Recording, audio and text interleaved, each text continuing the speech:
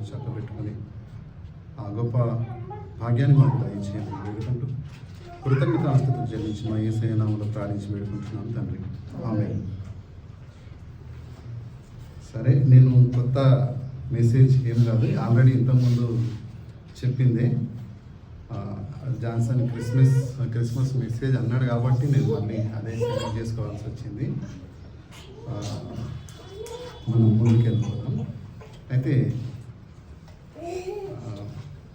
మనం దేవుడు ఉన్నాడా, దేవుణ్ణి మనం ఎట్లా నమ్ముతున్నాం, అసలు దేవుడు ఉన్నాడా, ఉంటే ఏం చేస్తున్నాడు అనే ఒక ప్రశ్నతో మనం చూసుకుందాం. ముందుకు వెళ్ళిపోదాం వాక్యము. అయితే అన్యులు చాలామంది అడుగుతున్న ప్రశ్న ఏంటంటే ఈ మధ్య, నీవు దేవుడు ఉన్నాడని నువ్వు ఎట్లా నమ్ముతున్నావు అంటే, ఏదైనా అంటే దేవుడు ఉన్నాడా, లేకపోతే ఆయనను గూర్చిన రుజువు ఏమైనా ఉందా, రుజువు ఉంటే మాకు చూపించండి, మేము నమ్ముతాము, ఆయన నీతో మాట్లాడిండా, ఇటువంటి ప్రశ్నలు అన్నీ వాళ్ళకు వస్తున్నాయి. అట్లాంటివి ఏమన్నా ఉంటే మేము దేవుణ్ణి నమ్ముతాం అనే ఒక ఆలోచన కలిగి ఉన్నారు. సో అంటే దేవుణ్ణి నమ్మాలంటే ఏం కావాలి, రుజువు ఏం కావాలంటే ఆయన స్వరం ఎప్పుడన్నా విన్నారా, లేకపోతే ఆయనను గురించి ఏదైనా రుజువు మీరు ఎప్పుడైనా కనుగొన్నారా, అంటే ఎట్లా దేవుణ్ణి మీరు నమ్ముతున్నారు అని ఒక ఆలోచన వచ్చింది కదా. దాన్ని బట్టి నేను వాక్యాన్ని ధ్యానం చేశాను.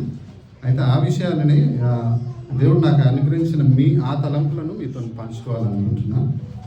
సో అది అయితే చాలామంది అడిగే ప్రశ్న ఏంటంటే, దేవుడు ఉన్నాడా, ఉంటే ఏం చేస్తున్నాడు, దేవుని గురించి ఏదైనా రుజువు ఉందా అంటూ ప్రశ్నిస్తూ, ఒకవేళ దేవుడే ఉంటే లోకంలో ఇవన్నీ ఎట్లా జరుగుతున్నాయి, ఇన్ని ఘోరాలు జరిగిపోతున్నాయి కదా, ఇన్ని హత్యలు జరుగుతున్నాయి కదా, ఇన్ని యాక్సిడెంట్లు జరుగుతున్నాయి కదా, ఇన్ని రేప్ కేసులు జరుగుతున్నాయి కదా, ఇన్ని వ్యాధులు వస్తున్నాయి కదా, వైరస్లు వస్తున్నాయి కదా, ఇవన్నీ ఎట్లా దేవుడే ఉంటే ఆపాలే కదా అని ఒక ప్రశ్న వేస్తున్నారు వాళ్ళు. అయితే ఇవన్నీ వాళ్ళకు వచ్చిన తలంపులను బట్టి ఇవన్నీ ఏం ఆగిపోతలేవు, ఇవి జరుగుతూనే ఉన్నాయి ఘోరాలు. దేవుడు ఆపుతలేడు కాబట్టి, దేవుడు ఉంటే ఆపుతుండే, కానీ ఇప్పుడు ఎవరు ఆపుతలేరు కాబట్టి దేవుడు లేడు అనే ఒక ఆలోచన విధానం వారిలో ఉంది. సో అట్లా వాళ్ళ ఆలోచన అట్లా ఉంది. కానీ బైబిల్ మాత్రం దేవుడు ఉన్నాడు అని మనమందరం, బైబిల్ని విశ్వసించిన మనమందరం దేవుడు ఉన్నాడు అని నమ్ముతున్నాం. సో కొన్ని వచనాలు చూసుకుందాం. బైబిల్లో దేవుడు ఎవరితో ఆయా సందర్భాలలో దేవుడు ఎవరితో ఏ విధంగా ఉన్నాడు, ఎవరితో ఏ విధంగా మాట్లాడాడు అనే సత్యాలను మనం చూసుకుందాం. మనం దేవుడిని ఎట్లా నమ్ముతున్నాం, దేవుడు ఉన్నాడని మనం ఎట్లా నమ్ముతున్నాం.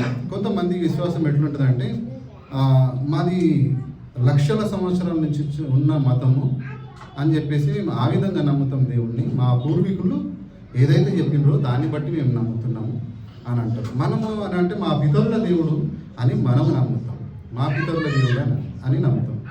సో వ్యక్తిగతంగా నీ జీవితంలో నువ్వు ఎట్లా దేవుణ్ణి నమ్మినావు అనేది ప్రశ్న మనకి ఇప్పుడు.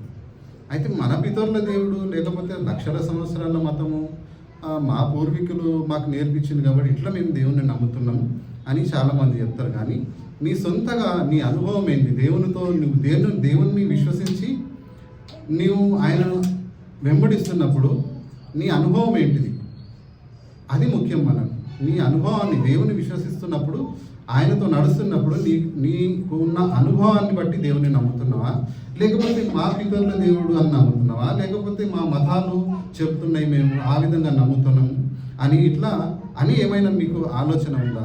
కానీ భక్తుల జీవితాల్లో చూస్తే వారి వ్యక్తిగతంగా వారి జీవితాల్లో వాళ్ళు దేవునితో ఉన్న అనుభవాన్ని బట్టి వాళ్ళు దేవుణ్ణి నమ్మించు కదా, అంతే కదా. వాళ్ళకి ఎవరు చెప్పలేదు, కానీ దేవునితో వాళ్ళకున్న దేవుణ్ణి ఒక మాట, ఆయన మాట విని ఆయన చెప్పినట్టుగా చేస్తున్నప్పుడు వారి జీవితాల్లో ఎన్నో అనుభవాలు వాళ్ళు అనుభవించారు అనమాట. వాళ్ళు చూశారు, అనుభవించారు. కాబట్టి దేవుడు ఉన్నాడు, ఆయన ఉన్నాడని నమ్మి ఆయన చెప్పినట్టే వాళ్ళు జీవించారు. అయితే కొందరు జీవితాలలో మనం చూసుకుందాం, వాళ్ళు చాలా మనకు తెలిసిన వ్యక్తులే.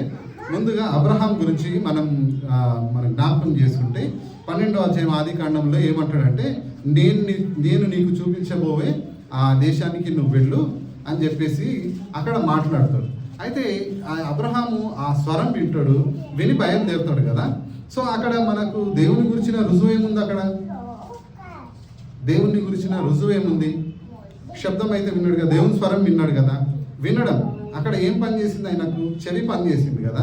చెవి, తర్వాత కళ్ళు, తర్వాత స్పర్శ, ఇవి ముఖ్యం ఏదైనా నమ్మాలంటే. అంటే లోకస్తులు చెప్తారు, కొంతమంది సైంటిస్టులు కూడా ఈ విషయాన్ని చెప్తారు అనమాట. వినడం వలన, చూడడం వలన, స్పర్శ వలన మనం ఏదైనా నమ్మాలనుకుంటే నమ్మొచ్చు అని చెప్పేసి చెప్తారు. సో మరి భక్తుల జీవితాల్లో కూడా మనం చూస్తే అబ్రహాము దేవుని స్వరాన్ని విన్నాడు. నేను నీకు చూపించబో దేశానికి నువ్వు వెళ్ళు, నేను అక్కడ నిన్ను ఆశీర్వదిస్తా అని చెప్పినప్పుడు ఆయన ఆ మాట విని ఆ దేవునికి లోబడి వెళ్ళిపోయినప్పుడు అక్కడ దేవుడు ఏదైతే చెప్పిండో ఆయనకు దేవుడు ఏదైతే చెప్పిండో, నిన్ను బట్టి జనాలను ఆశీర్వదిస్తా, నీ సంతానాన్ని నేను దీవిస్తా, నువ్వు ఇసుకరేణువులంతా ఆశీర్వాదం నీకు ఇస్తా, అంతమంది సంతానాన్ని నీకు ఇస్తా అని చెప్పినప్పుడు ఆయన నమ్మిడు దాన్ని. దేవుడు ఆయనతో మాట్లాడుతున్నప్పుడు ఆయనకు దాదాపు ఆయన వయసు అయిపోయింది, ముసలివాడిగా ఉన్నాడు, దాదాపు 70 సంవత్సరాలు ఆయనతో మాట్లాడుతున్నప్పుడు అది నమ్మి బయలుదేరినాడు. అయితే ఆ మాట ఏదైతే వాగ్దానం చేసిండో దేవుడు, ఆ వాగ్దానాన్ని అబ్రహాం జీవితంలో నెరవేర్చినట్టుగా మనం చూస్తున్నాం కదా. సో ఇట్లా దేవుడు అబ్రహాముతో మాట్లాడుతున్నప్పుడు ఆయన మాట విని ఆయన బయలుదేరాడు. తర్వాత ఇంకొక వ్యక్తిని గురించి చూసుకుంటే మనము మోషే ఐగుప్తు నుండి తర్వాత అక్కడి నుంచి పారిపోయి వెళ్ళిపోయిన తర్వాత ఆయన మామ దగ్గరికి పోయి అక్కడ గొర్రెలు కాసుకుంటున్న ఆ సమయంలో ఆయన ఒక అరణ్యంలోకి పోయేటప్పుడు అక్కడ ఏం కనబడుతుంది? ఒక పొద కనబడుతుంది. పొద కాలిపోతున్నట్టు కనబడుతుంది, కానీ అక్కడ ఆ పొద కాలిపోతే అట్లనే ఉంటుంది. అక్కడ ఏం జరిగింది? ఆయనను దేవుడు ఉండని ఆయన ఎట్లా నమ్మిండు? ఆయన చూసిండు, ఆయన అక్కడ అద్భుతాన్ని చూసిండు. ఆయన అద్భుతం చూడడమే కాకుండా అక్కడి నుంచి మాట్లాడుతున్న ఒక స్వరం కూడా విన్నాడు ఆయన కదా. సో ఫస్ట్ ఏమో అబ్రహాం చెవితో విన్నాడు, మోషేనేమో కళ్ళతో చూసిండు, తర్వాత విన్నాడు కూడా కదా.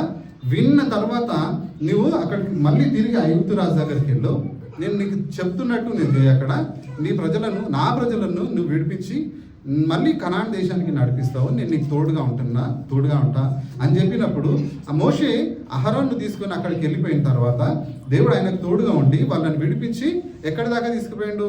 కనాన్ దేశం దాకా తీసుకుపోయాడు కదా. ఇది నమ్మి ఆయన ఆ దేవుడు చెప్పినట్టు చేస్తే దేవుడు చేసిన కార్యం. కానీ దేవుడు పిలిచి వాళ్ళని అగాధం వదిలేయలేదు కదా. పిలిచి ఆయన ఏమైతే చెప్పిండో ఆ కార్యం చేసేంత వరకు వాళ్ళకి తోడుగా ఉన్నాడు కదా. ఇది నమ్ముతున్నాం మనం.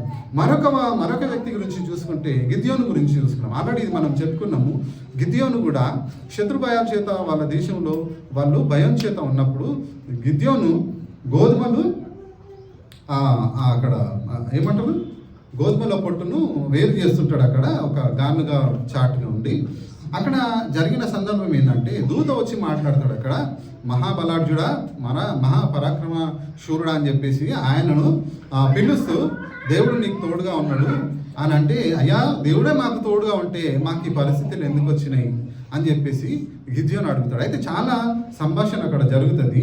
అయితే ప్రభా నువ్వు యుద్ధం చేయాలి, వారిని శత్రువు వల్ల అంత ఉంది కదా, నేను ఎట్లా వారిని జయిస్తా ప్రభా అని చెప్పేసి అక్కడ మాట్లాడుతున్నప్పుడు లేవు నువ్వు ఒక్కరిని హతం చేసినట్టు ఆ జనాన్ని హతం చేస్తావు అని అక్కడ వాగ్దానం చేస్తున్నాడు, బలపరుస్తున్నాడు అక్కడ. అయితే అక్కడ వాళ్ళు గిద్యోను ఏమంటాడంటే, ప్రభా నువ్వు నాతో మాట్లాడుతున్నావు, అది నీవే అయితే ప్రభా నేను అర్పణం తీసుకొని వచ్చేదాకా నువ్వు వీడు ఉంటావా అంటే, ఓకే నేను ఉంటా ఇక్కడ అని అంటాడు. అంత గొప్ప దేవుడు గిద్యోనుతో ఏమంటుండంటే, నువ్వు వచ్చేదాకా నేను వెయిట్ చేస్తా అని అంటున్నాడు. ఎంత అద్భుతం కదా దేవుడు. మనం ఇప్పుడు ఏదైనా ఒక అధికారి వచ్చి మనం అధికారి దగ్గర పోయి సార్ నేను వస్తా, ఎమ్మెల్యే దగ్గరికైనా ఏదైనా దగ్గరకు పోయి సార్ నేను మళ్ళీ పనుంది వస్తా, ఇక్కడ నీతో అవసరం ఉంది, ఇక్కడ నిలబడానంటే ఉంటాడా ఆయన? ఏమనుకుంటున్నారా నన్ను అన్నట్టు కొంచెం గర్వంగా మాట్లాడతారు కదా. కానీ అక్కడ దూత ఆ గిద్యోనుతో మాట్లాడుతున్నప్పుడు చాలా నాకు ఆశ్చర్యం అనిపించింది. అసలు దూతకి ఏం అవసరం, దేవునికి ఏం అవసరం అక్కడ ఉండి ఆయన గురించి వెయిట్ చేయడము? కానీ అవసరం గిద్యోనిది కదా, అవసరం ఇక్కడ ప్రజలది కదా. ఆ ప్రజల గురించి ఏమంటుండంటే, నేను వచ్చేదాకా నేను ఇక్కడ వెయిట్ చేస్తాను అని చెప్పేసి అక్కడ మాట్లాడుతున్నప్పుడు మళ్ళీ తిరిగిపోయి వచ్చే వరకు గిద్యోనుతో మళ్ళీ మాట్లాడుతున్నాడు. అప్పుడు ఆయనకు అర్థమైంది, ఆ ప్రభా నేను నమ్ముతున్నా, ఏం చేయాలి ఇప్పుడు అంటే, ఇట్లా నువ్వు నేను చెప్పినట్టు నువ్వు యుద్ధానికి వెళ్ళు అని చెప్తే ఆయన యుద్ధానికి వెళ్తాడు, గెలిచి మళ్ళీ వస్తాడు. సో ఇట్లా మనము చూసుకున్నాం, చెవి ద్వారా లేకపోతే కంటి ద్వారా లేకపోతే స్పర్శ ద్వారా ఎట్లా మనము ఎవరు దేవుణ్ణి నమ్మినంటే యాకోబుని మనము చూసుకుంటే, యాకోబు ఒక ఊరు నుండి ప్రయాణం అయిపోతున్నప్పుడు అక్కడ చీకటి అయిపోయింది, ఒక దగ్గర పడుకుని ఉంటాడు ఆయన. సో అక్కడ దూతతోని పోరాటం, దేవునితోని పోరాటం అవుతుంటుంది. అయ్యా ప్రభా, నీవు నన్ను దీవిస్తే తప్ప నిన్ను విడవను అని అక్కడ పెద్ద పోరాటమే అవుతుంది. అయితే దూత ఏమంటాడంటే, లేదు తెల్లారింది, నేను వెళ్ళిపోవాలా అంటే, లేదు నువ్వు నన్ను దీవించే వరకు నేను విడిచిపెట్టానంటే అక్కడ ఫైట్ అవుతుంది. అక్కడ ఫైట్ అవుతున్నప్పుడు దూత ఆయన తొడ మీద కొట్టినట్టు ఉంటుంది అక్కడ కదా. తొడ మీద కొడితే అక్కడ ఆ తొడగుడు వసిలినట్టు మనం చూస్తాం కదా. అక్కడ స్పర్శ కూడా అక్కడ మనం చూస్తున్నాం.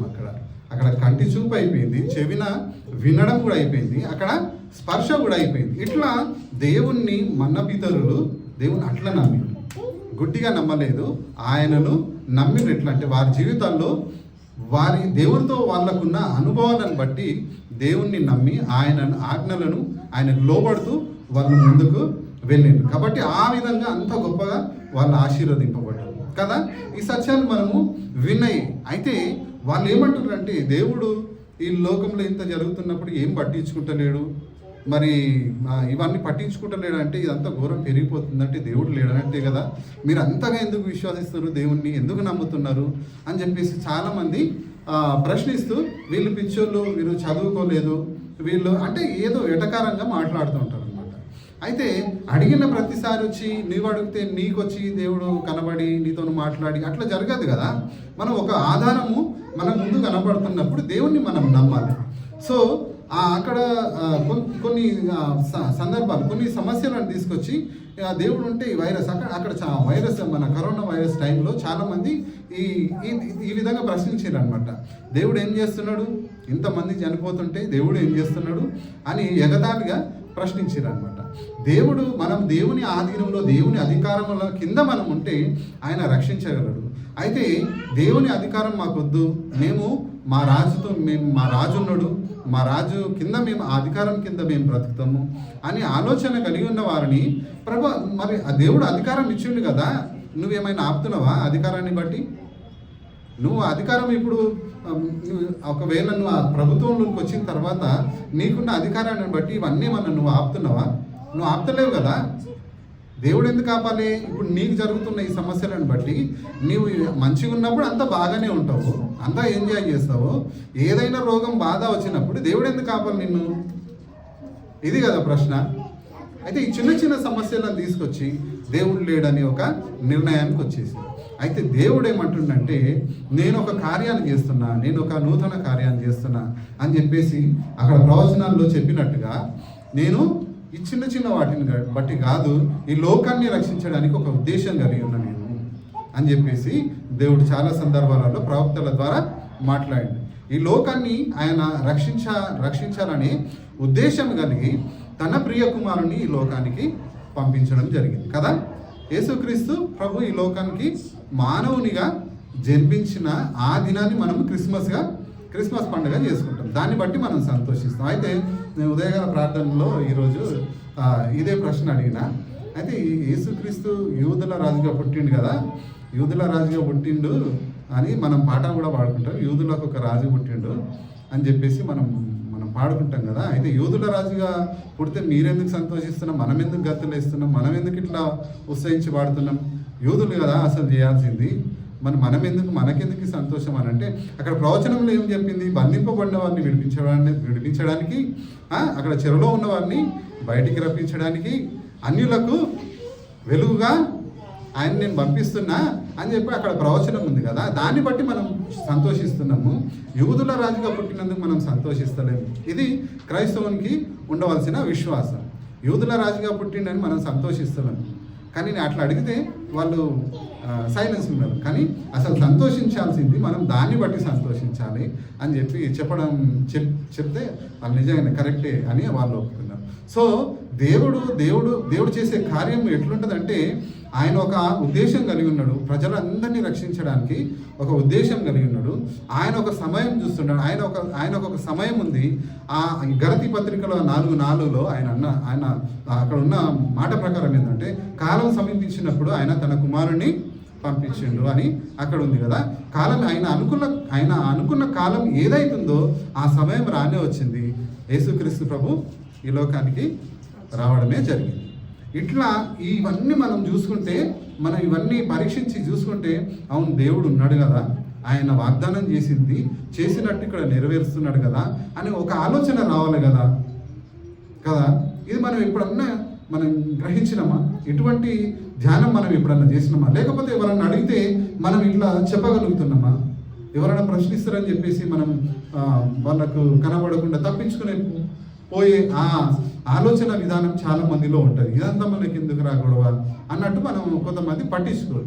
సో మనకి ఇన్ని ఆధారాలు ఉన్నాయి కాబట్టి మనం దేవుడు ఉన్నాడని నమ్ముతున్నాం కదా. సో యేసుక్రీస్తు ప్రభు ఈ లోకానికి దిగి వచ్చిన తర్వాత ఆయనను వెంబడిస్తున్న వారిలో కూడా చాలామంది ఆయన శిష్యులు కూడా ఆయనను కనుగొన్నారు. ఈయన ఏమంటుండంటే నేను దేవుని యొద్ద నుండి దిగి వచ్చిన ఈయన క్రీస్తు అంట, నిజమేనా అన్నట్టు కొంతమంది మాట్లాడుతుంటారు. అయితే ముందుగా మనం ఆ వచనాలు చూసుకుందాం. మత్తయి సువార్త 14వ అధ్యాయము. ఎవరు ఏ విధంగా ఆయనను లోకరక్షకుడు అని తెలుసుకున్నారో చూసుకుందాం. 14వ అధ్యాయము 26 నుంచి 30 వచనాల దాకా ఉంటుంది.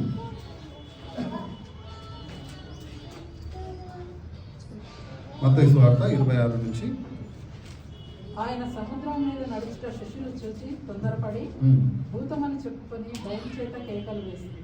వెంటనే యేసు ధైర్యం తెచ్చుకున్నది, నేనే భయపడకూడని వారితో చెప్పగా పేతురు, ప్రభువా నీవే అయితే నీళ్ళ మీద నడిచి నీ యుద్ధకు వచ్చటకు నాకు సెలవిమ్మని ఆయనతో అన్నాడు.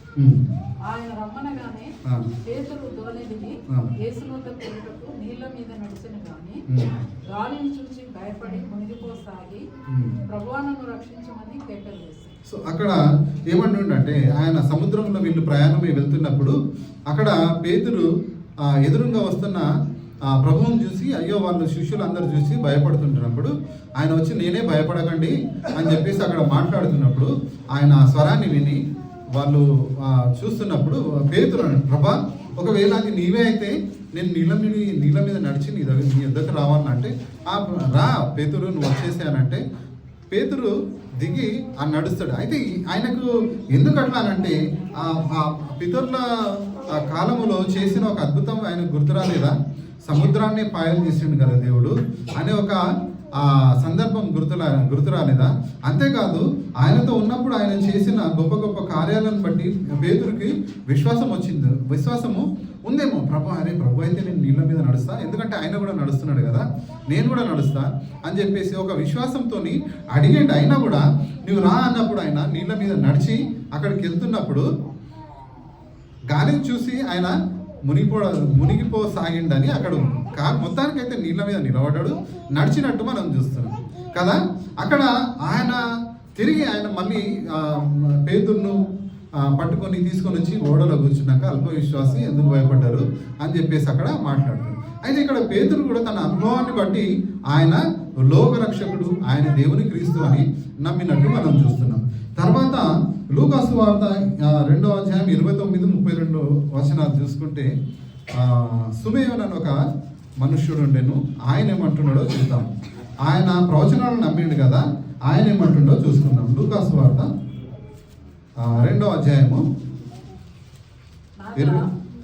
ఇప్పుడు నీ మాట చొప్పున సమాధానంతో నీ దాసుని పోనిస్తున్నావు, అన్యజనులకు నిన్ను బయలుపరచుటకు వెలుగుగాను, నీ ప్రజలైన ఇశ్రాయేలులకు మహిమగాను, నీవు సకల ప్రజల ఎదుట సిద్ధపరిచిన నీ రక్షణ నేను కన్నులారా చూస్తాను. చాలు ఇక్కడ ఏమంటుండంటే నాదా ఆయనకు ఒక నిరీక్షణ ఉండే, మా రక్షకుడు వస్తాడు, మా ప్రభువు వస్తాడు, అనే ఒక నిరీక్షణ, ఇజ్రాయెల్కి ఒక ఆదరణ కావాలి. ఆ ఆదరణ ఇవ్వడానికి మాకు ఒక రాజు వస్తాడు, మా ప్రభు వస్తాడని ఆయన చాలా సంవత్సరాలు ఆయన ఆ ఓపికతో ఎదురు చూసిన వ్యక్తి అన్నమాట ఈ సమయంలో. అయితే తీరా యేసుక్రీస్తు ప్రభు ఈ లోకంలో జన్మించినాక మరియా ఆ మందిరాన్ని తీసుకుపోయినప్పుడు ఆయన చేతులలో తీసుకొని ఆయన అంటున్న మాటలు, నాదా ఇప్పుడు నీ మాట చొప్పున నీ దాసుని సమాధానంగా పోలిస్తున్నావు, నీ రక్షణ నేను కన్నులారా నేను చూస్తున్నా అని చెప్పేసి అక్కడ దేవుని మహిమపరుస్తుంటాడు అనమాట. సో ఇక్కడ ఈయన సుమయోను ఈ విధంగా ఈయన లోకరక్షకుడే, ఈయన యేసుక్రీస్తు ప్రభువే అని చెప్పేసి అక్కడ నమ్మడం జరిగింది. సో అక్కడ పేతురు కానీ ఇక్కడ సుమయోను కానీ వాళ్ళకున్న అనుభవాలను బట్టి వాళ్ళు గుడ్డిగా నమ్మలేదు, కానీ వాళ్ళు కన్నులారా చూసిన వాళ్ళు, ఆయన విన్నవాళ్ళు ఆయన నమ్మిండ్రు.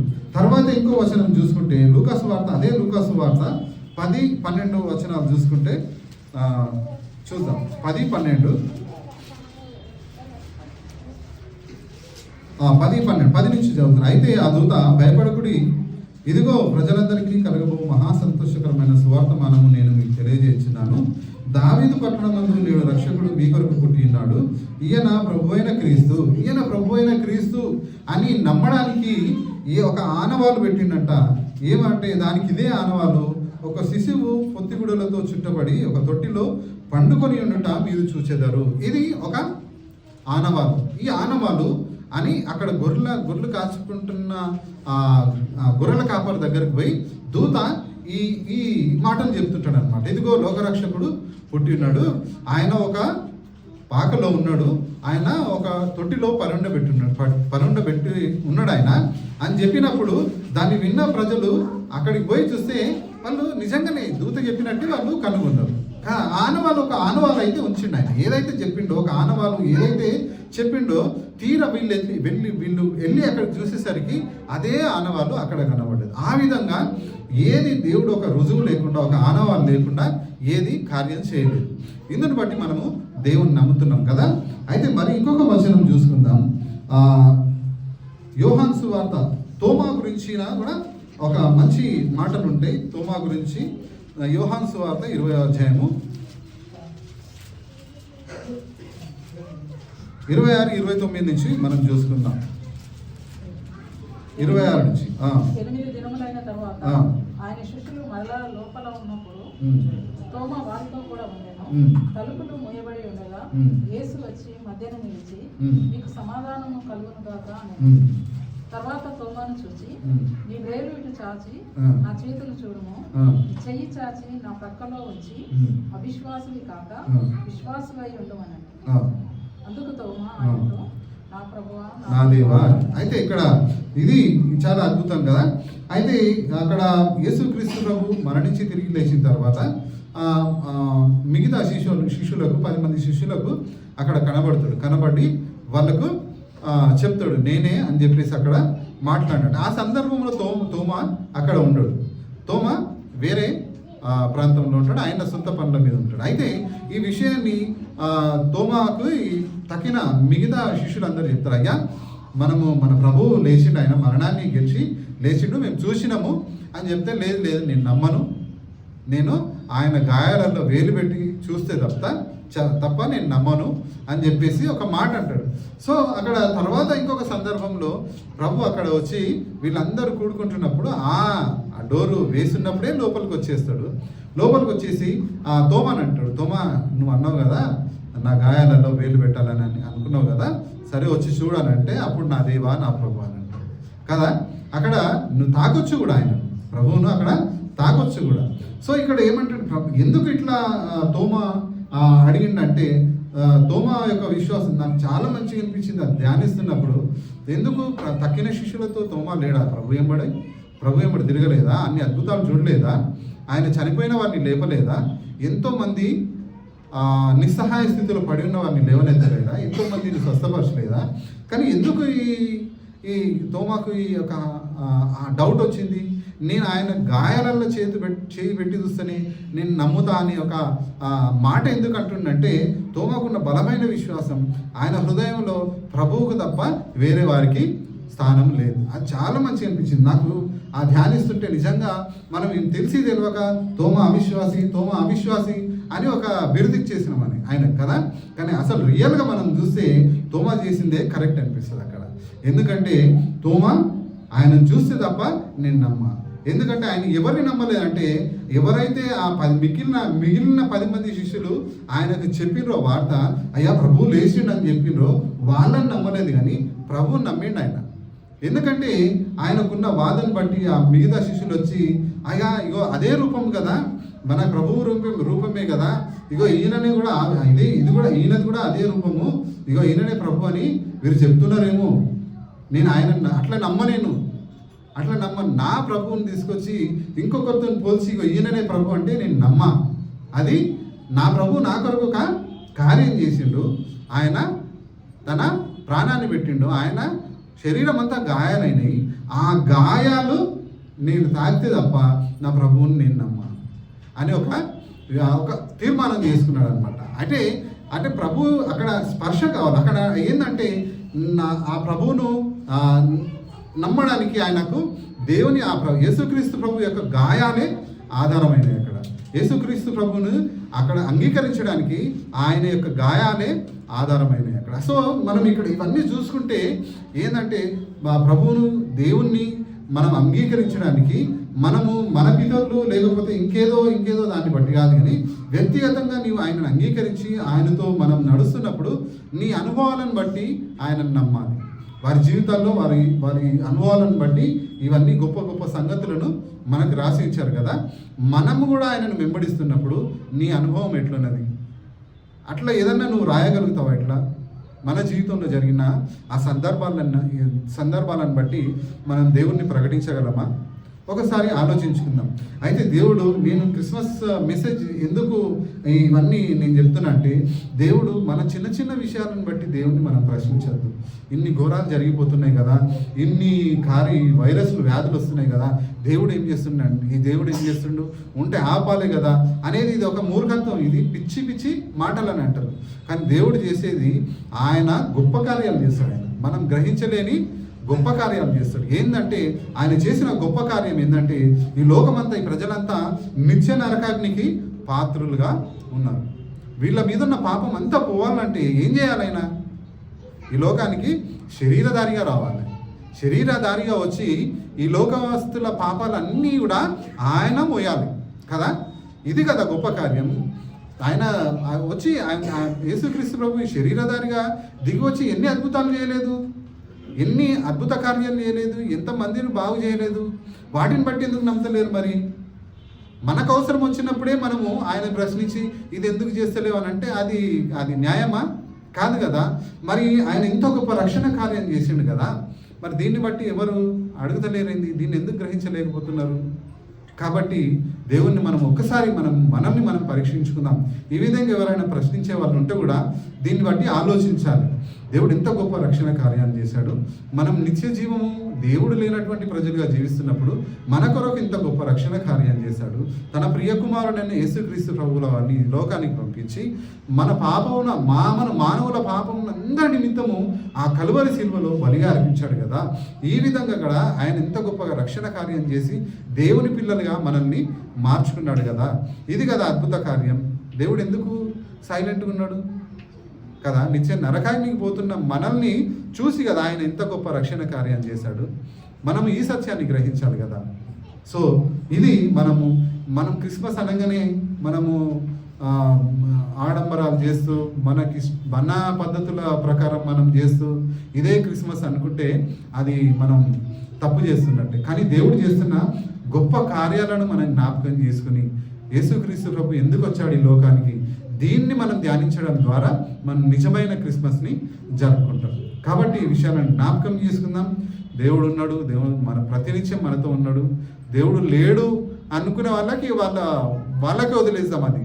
కానీ మనతో కూడా మనకు నిస్సహాయ స్థితిలో మనకు తోడుగా ఉన్నాడు. మన బాధలలో మనకు తోడుగా ఉన్నాడు. ఇమానుయేలు దేవుడుగా మనకు తోడుగా ఉన్నాడు. మనకు చివరికి మనకు మార్గముగా, నిత్య జీవానికి మార్గముగా కూడా ఆయన మనతో కూడా ఉన్నాడు. మనం ఆయనకు లోబడుతున్నప్పుడు, ఆయన చిత్తానుసారంగా ఆయన జీవిస్తున్నప్పుడు, ఆయన అధికారంకి మనం ఒప్పుకుంటున్నప్పుడు ఆయన మనల్ని నిత్య జీవానికి నడిపించే దేవుడు అయినాడు. కాబట్టి ఈ విషయాలను జ్ఞాపకం చేసుకుందాం. మనం ఆ విధంగా దేవుణ్ణి మహింపరుస్తూ ఈ లోకంలో ఆయనను వెంబడిద్దాం. దేవుడు తన వాక్యాన్ని దీవించి ఆశీర్వదించుగాక.